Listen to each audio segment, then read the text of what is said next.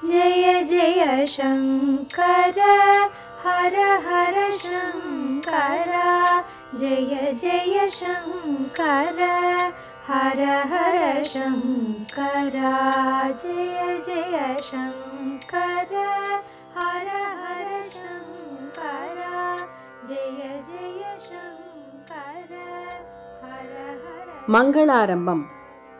தெய்வத்தின் குரல் 4ஆம் பாகம். கண்ணன் பூஜித்த கணநாதன். கண்ணனின் வைராக்கியம். வெளியிலே எத்தனை கூத்தடித்தாலும் ஜாரசோர சிக்காமணி என்னும்படியாக வெண்ணையை திருடுவது, கோபஸ்திரீகளோடு ராஜலீலை பண்ணுவது, 16,000 பத்னிகளோடு குடும்பம் நடத்துவது என்றெல்லாம் பண்ணினாலும் உள்ளூர ஒன்றிலும் ஒட்டாமல் ஆசாபாசமே இல்லாமல் இருந்த பரமஞானி பரபிரம்ம வஸ்து கிருஷ்ண பரமாத்மா கம்சனை வதம் பண்ணினவுடன் அவர் தமக்கே ராஜ்ய பட்டாபிஷேகம் செய்து கொண்டிருக்க எல்லா நியாயமும் உண்டு. அவரிடம் அப்படியே மோகித்து போயிருந்த மதுரா ஜனங்களும் அவர் தங்களுக்கு ராஜாவாகிறார் என்றால் ரொம்ப ஆனந்தப்பட்டுதான் இருப்பார்கள். ஆனாலும் ராஜ்யாதிகாரத்தில் ஆசையில்லாத அவர் கம்சனின் தகப்பனாரான உக்ரசேனனைத்தான் ராஜாவாக்கினார். உக்ரசேனன் இவருக்கும் தாய் வழி பாட்டனார், சொந்த பாட்டனார் இல்லை, அம்மா தேவகைக்கு சிற்றப்பா. கம்சவதம் ஆன அப்புறம் பகவான் மதுராவை விட்டு வந்து சின்ன ராஜ்யமாக துவாரகா நிர்மாணம் பண்ணி கொண்டு துவாரகாதீசன் என்னும்படியாக வாழ்ந்தபோதும் கூட தம்மை அதற்கு சாவரின் என்னும் தனி ராஜாவாக பிரகடனம் பண்ணி கொள்ளவில்லை. அண்ணா பலராமருக்கு துவாரகையில் உயர்ந்த ஸ்தானம் கொடுத்து தாம் 2வதாகவே இடம் எடுத்து கொண்டார். பூர்ணாவதாரமாயிருந்தும் இப்படி அடக்கமாகவும் பொருளாசையற்ற வைராக்கியத்துடனும் கிருஷ்ணர் வாழ்ந்து காட்டினார். அமிர்தம் கடைந்து மகாலட்சுமி உத்பவித்து மகாவிஷ்ணுவை பத்தியாக வரித்த இடத்திலேயே இப்படித்தான், அதாவது பாகவதத்தில் மகாவிஷ்ணுவை பற்றி சொல்லியிருக்கிறது. அவர் மண்ணாசை பொன்னாசை மாதிரியே பெண்ணாசையும் கொஞ்சம் கூட இல்லாதவர்.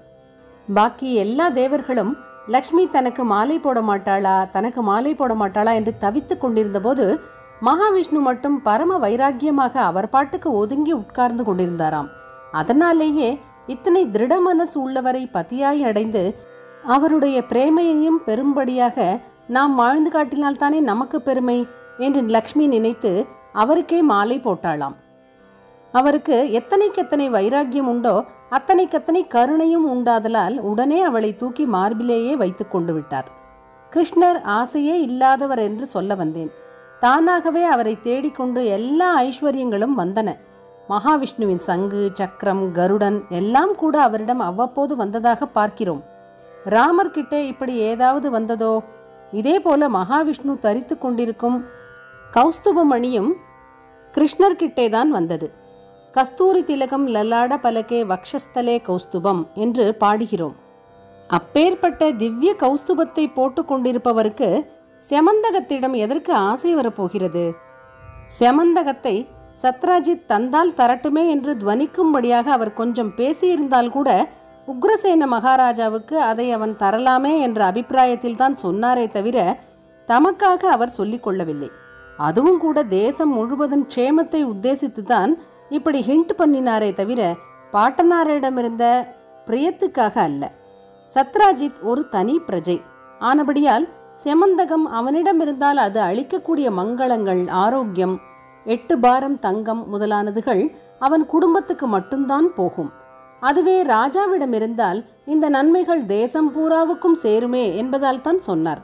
அர்த்த சாஸ்திரப்படி ஒரு தனி ஆசாமியிடம் ராஜாவுக்கு இல்லாத ஒரு பெரிய சொத்து இருந்தால் அவன் ராஜாவுக்கு மேற்பட்டவன் என்கிற எண்ணத்தை ஜனங்களுக்கு கொடுத்து அவர்களை அராஜகத்தில் தூண்டக்கூடும் என்பதால் இதை அனுமதிக்கவில்லை.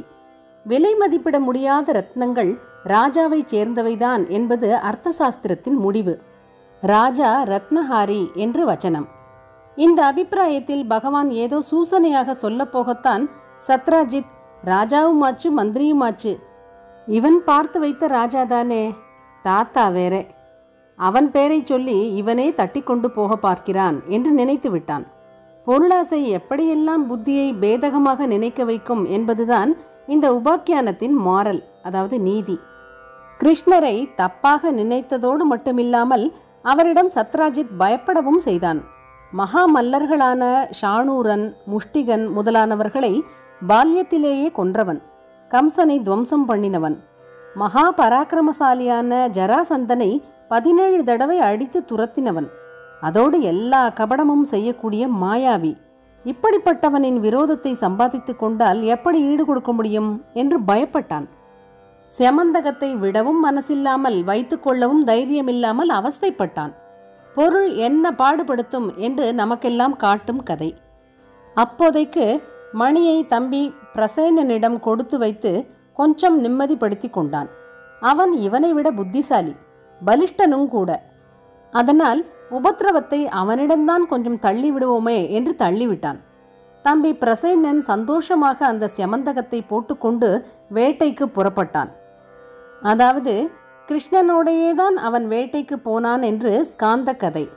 இங்கே சொல்வது பாகவதத்தையும் விஷ்ணு புராணத்தையும் அனுசரித்தது. செமந்தகத்தை போட்டு கொண்டிருப்பவன் உள்ளும் புறமும் சுத்தமாய் இருக்க வேண்டும் என்று நிபந்தனை அல்லவா? ஆனால் இவன் காட்டுக்கு போன இடத்தில் ஒரு அசூசி ஏற்பட்டது. அப்புறம் பக்கத்தில் எங்கேயும் ஜலாசயம் எதுவும் இல்லாததால் இவன் கை கால் அலம்பிக் கொள்ள முடியவில்லை.